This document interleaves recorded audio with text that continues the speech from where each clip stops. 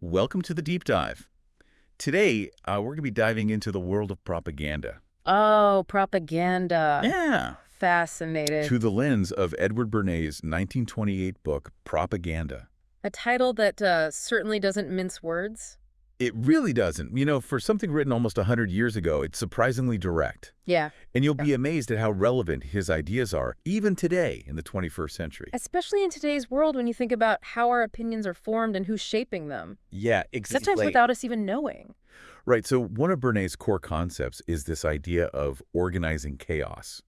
And he argues that modern society is simply too complex for any of us to be fully informed on every issue. Right. So we rely on what he calls invisible governors to kind of simplify things and guide our choices. Who are you listening to out there? It's a really intriguing concept, and it makes you think about how if we fast forward to today's world, with information overload coming at us from all directions, Right. it's even more relevant. Algorithms are curating what we see online. Yeah. Media personalities are shaping our understanding of events. Right. And social media influencers are impacting everything from what we buy to what we believe. It's true.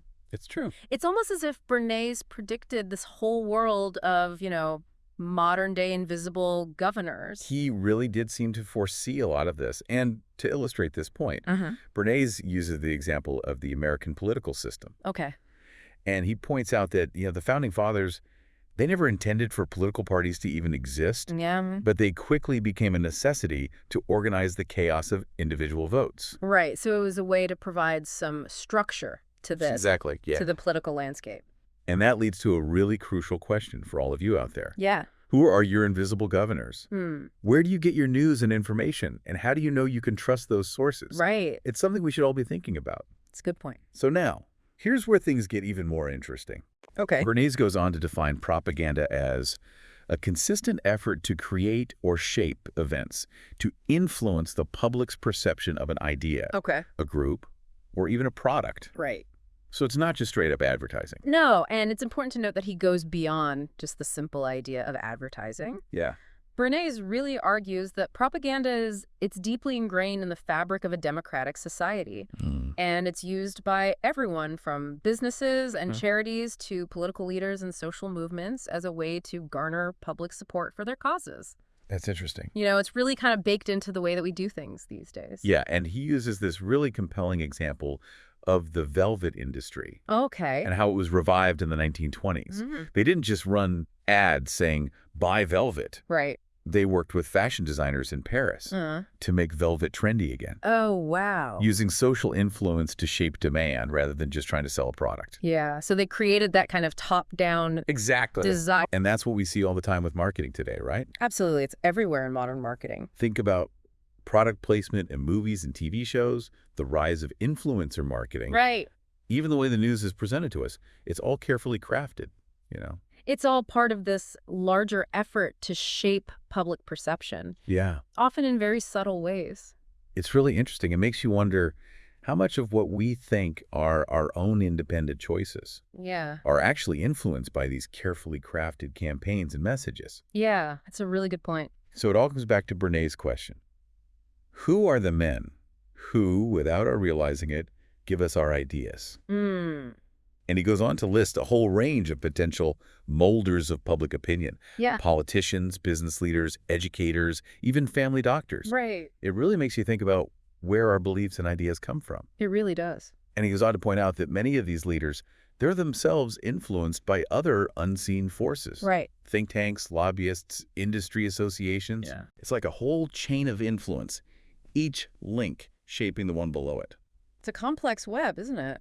It is. It's a little overwhelming when you think about all the ways our perceptions can be shaped without us even realizing it. Yeah, it's true. One of the examples that really stood out to me was Bernays' description of how a London tailor could subtly influence men's fashion in America. Really? Yeah, just by making small changes to suit design, Oh, interesting. like the number of buttons or the width of the lapel. Wow. Those trends would spread from, high-end fashion circles to manufacturers, and then eventually trickle down to the average consumer. So it's a real trickle-down effect. Yeah, exactly. Yeah. It's amazing how these trends take hold Yeah. and become so widespread. It might seem like a small example, Right. but the principle behind it is still so relevant today. Absolutely. Just think about how trends explode on social media these days and go viral through marketing campaigns. Mm. It's really fascinating to see how Bernays' observations from almost a century ago still apply in our digital age. They really do, yeah. And speaking of psychology,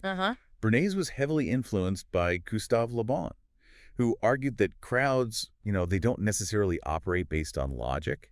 Okay. They're driven by emotions, easily swayed by those they trust, and prone to follow the crowd. Sounds familiar. Do you see any parallels to, how people behave today? Oh, definitely, yeah. If we connect this to what we now know about cognitive biases, Right. it's clear that our decision-making processes are often influenced by unconscious factors, things that we're not even aware of. Right. And it seems like Bernays had a really intuitive understanding of this all the way back in the 1920s. He really did. And he gives this great example of how simply changing the name of evacuation hospitals to evacuation posts Interesting. during World War I actually reduced public criticism. Wow. Just a subtle wording change. A simple change in wording shifted people's expectations. Yeah. And emotional responses. That's so powerful. It's a really great example of how language can be used to shape perception. It is. Makes you wonder how often our own emotions, even our purchasing decisions, are influenced by branding, Yeah. social pressure, the desire to fit in. It's a lot to think about. It is. It is. It's something we should all be more mindful of, I think. Absolutely. And this leads us to another key point that Bernays makes. He argues that businesses, they can't afford to ignore public opinion. Right. They need to build positive relationships with consumers, Yeah. demonstrate a sense of social responsibility if they want to thrive. Interesting. And this was a relatively new idea in 1928. It's coming right after the muckraking era, when public trust in corporations was at a real low point. Yeah. So, businesses were kind of realizing they needed a new approach to connect with the public. Exactly. To regain their trust. And Bernays highlights, the Metropolitan Life Insurance Company is a great example. Yeah. In the early 20th century, they were facing a public image problem. So they went beyond just selling insurance. They started offering free health services and educational resources. Wow. Positioning themselves as partners in public health. That's smart. Yeah, and it's something we see a lot of today, wouldn't you say? Absolutely. Businesses are increasingly engaging in corporate social responsibility initiatives. Right. Crafting these careful public statements. Yeah. Partnering with influencers. Right. All as a way to, manage their reputation and build trust with consumers. You're absolutely right. It's become like a core part of how many businesses operate in today's world. It really has. Now let's turn our attention to politics. Okay. Bernays firmly believed that politicians, they need to be skilled at using propaganda to effectively lead and mobilize the public. That's interesting. And it's crucial to understand that he wasn't necessarily advocating for using lies or manipulation. He argued that effective propaganda involves using emotional appeals, targeted messaging to connect with people's existing beliefs and interests. So kind of meeting them where they are. Exactly. Yeah. He's very critical of traditional political campaigns. He calls them wasteful, ineffective, and he contrasts them with, the strategic approach of big businesses that use market research, targeted advertising, sophisticated messaging to achieve their goals. It's an interesting comparison. It is. It raises the question, how do political campaigns use propaganda today? Right.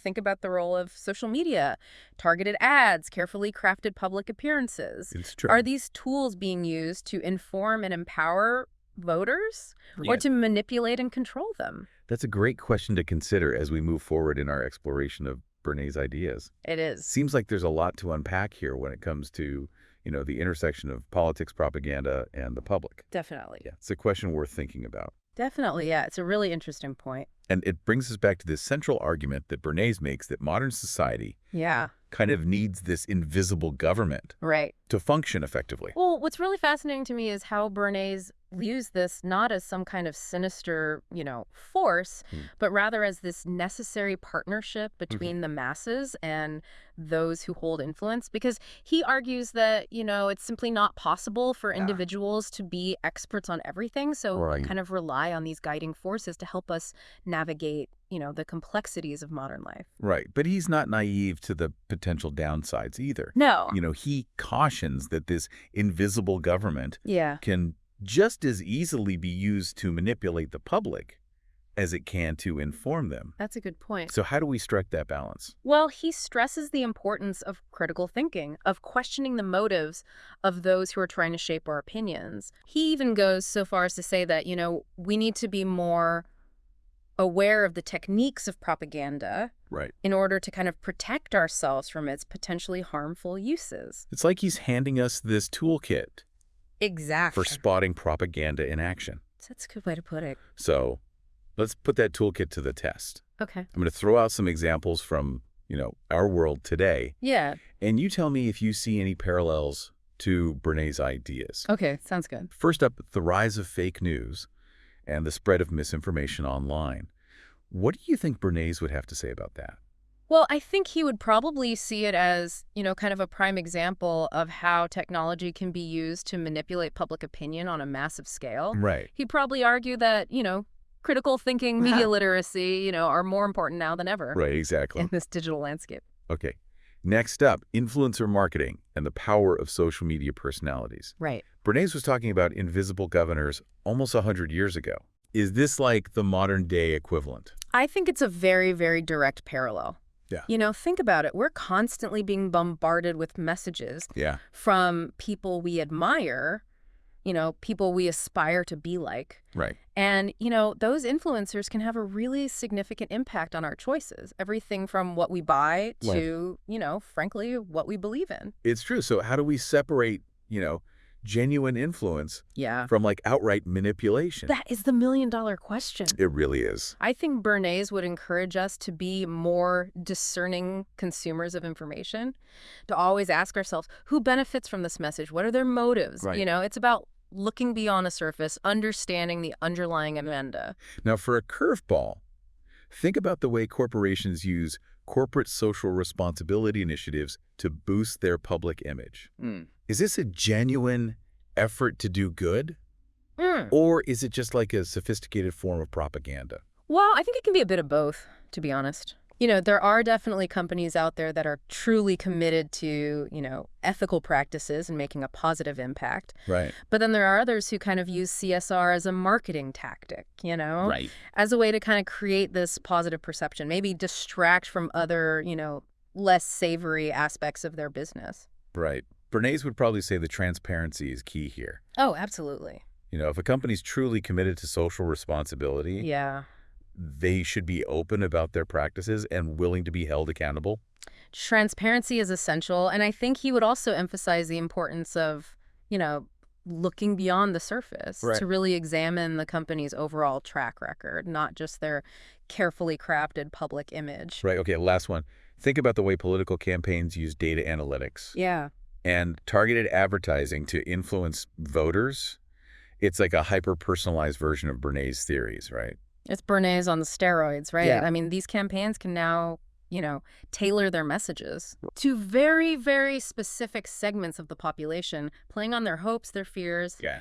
their deeply held beliefs. Right. It's a level of sophistication that can be both impressive and a little unsettling. It can be. It can be. So what does all this mean for us as individuals? Right. Are we just pawns in this giant game of propaganda chess? Well, I don't think Bernays would necessarily say that we're powerless. He believed that we do have the ability to resist manipulation, but only if we're aware of the tactics being used against us. So he's basically calling on us to become propaganda detectives. Exactly. Yeah. Always on the lookout for these subtle attempts to shape our thoughts and actions. And to never underestimate the power of our own critical thinking skills, Right. We may not be able to escape the influence of propaganda entirely, but we can certainly become more savvy consumers of information. I think that's a really good point. It's important to remember that Bernays didn't see propaganda as inherently bad. He believed that it could be used for good just as easily as it could be used for ill. Exactly. He viewed it as a tool. Right. And like any tool, it can be used constructively or destructively. Right. The key for him was to ensure that propaganda was being used ethically and responsibly. Which, of course, raises the question, who gets to decide what's ethical and responsible? Right. That's the tricky part. It's a slippery slope, isn't it? It really is. It's this constant tension between, the need to inform and persuade the public Right. and the potential to manipulate and exploit them. Yeah. And Bernays was very aware of that tension. He was a bit of a paradox himself. He was. He wrote this whole book about the techniques of propaganda, but then he also cautioned against its misuse. Right. He was walking that tightrope. He was. Trying to, find that balance between promoting the use of propaganda for, positive social ends. Right. But also acknowledging its potential for harm.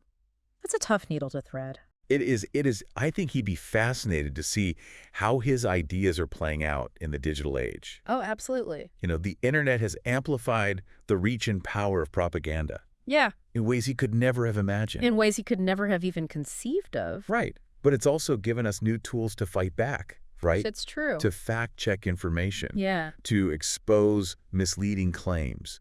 To amplify voices that are challenging the status quo. That's a really good point. Well, it's a double-edged sword, I guess. Without a doubt. But I think, ultimately, Bernays would be optimistic about the future. I think so, too. He believed in the power of the public to be informed, to be engaged, Yeah. to demand accountability from those who hold influence. He did. And that's a good reminder that, we're not just passive recipients of information. Right. We have the power to question, to challenge, to shape the world around us. I like that. Now, one of the things that Bernays emphasizes is this importance of appealing to the public's emotions, Right. not just their logic. He does. And that's where his understanding of psychology, really shines through. Yeah, it does. He argues that people are far more likely to be persuaded by emotional appeals Right. than by, just dry facts and figures. Think about it. It makes sense, right? We're emotional beings. Right. Our decisions are often driven by how we feel rather than what we think. That's true, yeah. Yeah, he uses the Velvet Industry campaign as an example, right? Right. They didn't just talk about the practical benefits of Velvet. They created this sense of, glamour and sophistication around it. Right. Appealing to people's desires for, luxury and status. It's a really good example of how to connect with the public on a deeper level. It is. And it's something we see all the time today. Oh, absolutely. Think about all those, heartwarming commercials we see around the holidays. Yeah. They're not selling us products. No, they're selling us feelings. They're tapping into our desires for connection, for family, for a sense of belonging. Exactly. And that's powerful. It's a very powerful way to kind of bypass our rational minds and appeal directly to our hearts. Right. But here's the thing. This emotional approach can be used to manipulate us just as easily as it can be used to inspire us. That's right. Think about those fear-mongering political ads that we often see during election season. Yeah, exactly. They prey on our anxieties, our insecurities, our deep-seated fears. Right. They're designed to trigger that emotional response, to make us act impulsively rather than thoughtfully. So how do we protect ourselves from being swayed by these kinds of tactics? Well, I think it all comes back to awareness. If we understand how our emotions can be manipulated, Yeah. we're less likely to fall prey to these techniques. It's like having this emotional shield. Exactly. We can still feel those emotions, Yeah. but we don't let them control our decisions. We can step back, take a breath, and ask ourselves, is this message appealing to my reason, or is it appealing to my emotions? And whose interests are being served here? Right. Bernays also talks about the importance of repetition in propaganda. Oh, yes, absolutely. This is another key psychological principle, right? Yeah. The more we're exposed to a message, the more likely we are to believe it, whether it's true or not. And this is especially true in the age of social media, where we're constantly bombarded with the same messages. Right, from multiple sources. Yeah. It creates a sort of feedback loop, right? Yeah. We see something on our feed, our friends share it, we see it again on a different platform, and eventually it starts to feel like truth, even if it's not based in reality. So how do we break out of this echo chamber? Well, It takes a conscious effort to diversify our sources of information, to seek out different perspectives, to challenge our own assumptions, to be willing to change our minds when presented with new evidence. Right. It's not easy, but it's so essential if we want to be informed citizens Right. in a world that's, increasingly saturated with propaganda. It's like we're building our own, mental immune system. Act against propaganda. I love that analogy. Now, one of the most fascinating aspects of Bernays' book is how he kind of foresaw the rise of public relations as a profession. Oh, he was a true pioneer in the field. He recognized that, businesses, organizations, they needed to carefully manage their public image if they wanted to succeed. And he was a master of shaping public perception. He was. He orchestrated some pretty legendary PR stunts. Yeah. Like that time he convinced women to smoke cigarettes as symbol of liberation. It's a controversial example for sure. Yeah. But it really shows how effectively he could kind of tap into the cultural zeitgeist and influence public opinion. It also raises some really important questions about the role of public relations. It does. Where do we draw the line between persuasion and manipulation? Right. It's a question that's still debated to this day. And it is. And there are no easy answers. But Bernays believed that, public relations, when practiced ethically, could be a force for good in society. I think that's an important point to consider. He really saw public relations as this way to bridge the gap between organizations and the public. Right. To kind of foster understanding and to create a more harmonious relationship between the two. And he stressed the importance of, transparency. Oh, yeah. Honesty in public relations. Absolutely. He believed that organizations should be upfront about their goals. Right. Be willing to engage in open and honest conversations with the public. Transparency is key, and it builds on that idea of trust that we were talking about earlier, right? Right. When organizations are open about their motives, about their actions, it helps to build a stronger foundation for trust with the public. And one of the most thought-provoking ideas that Bernays presents in his book is this suggestion that, in the future, governments might even appoint secretaries of public relations to manage their communication with the people. It's a fascinating concept, isn't it? It is. It is. On the one hand, it could lead to a more informed and engaged public. Right. But on the other hand, it also raises concerns about the potential for governments to, control the narrative and maybe suppress dissenting voices. It's a delicate balance. It is. It really is. But it highlights the growing importance of, public relations in today's world, right? Absolutely. We're constantly bombarded with information. We are. And the ability to shape public opinion is more valuable than ever. More than ever. So what do you see as the biggest takeaway from all of this? That's a good question. I think Bernays' book really provides this valuable framework for understanding how influence works in our society. Yeah. It helps us to see the ways in which our opinions are shaped, both for good and for bad. It does. So if there's one key takeaway from this whole deep dive into Bernays, it's this: be aware. Be aware. Be critical and be skeptical. Yeah. Don't just accept everything you see and hear at face value. Exactly. Question the motives of those who are trying to persuade you. Right. Seek out diverse perspectives. Right. And remember that you have the power to form your own opinions. You do. Bernays' book might be almost a century old, but its lessons are incredibly relevant today. Yeah. We live in a world saturated with propaganda. Right. And this ability to think critically is more important now than ever before. More crucial now than ever. Any final thoughts before we wrap things up? Yeah, I think it's our responsibility to use those critical thinking skills. It is. To be active participants. Yes. In this flow of information, not just passive recipients. Absolutely. Well said. And on that note, we'll leave you to ponder the complexities of propaganda and its role in our lives. Until next time. Until next time, keep exploring. Keep exploring. Keep questioning. Keep questioning. And keep those critical thinking skills sharp. And remember, even in a world filled with propaganda, the truth is out there. The truth is out there. Happy diving.